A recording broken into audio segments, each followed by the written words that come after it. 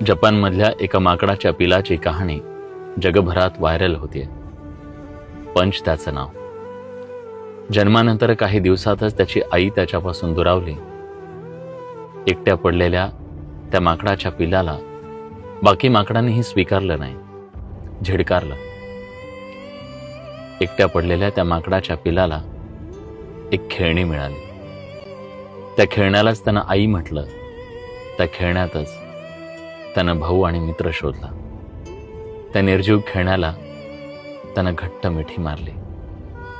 त्याच्या एकटेपणाची ही कहाणी आपल्याला सगळ्यांना एक गोष्ट सांगतेय, ते म्हणजे तुमच्याकडे कितीही पैसा असू द्या, कुठलीही गाडी असू द्या, कितीही फ्लॅट असू द्या, पण जर तुमच्याकडे तुमचा हक्काचा माणूस, त्याचं प्रेम आणि आधार नसेल तर हे सगळं झूट आहे. त्यामुळे आपल्यावर प्रेम करणाऱ्या माणसाची आपण कदर केली पाहिजे.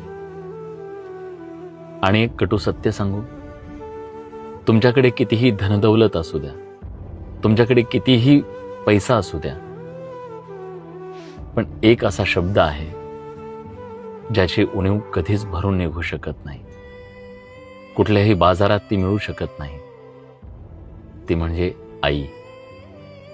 तुमच्याकडे जर आई असेल तर तिला जपा, कारण या जगात अशी अनेक माणसं आहेत ज्यांच्याकडे त्यांची आई नाहीये. मित्र,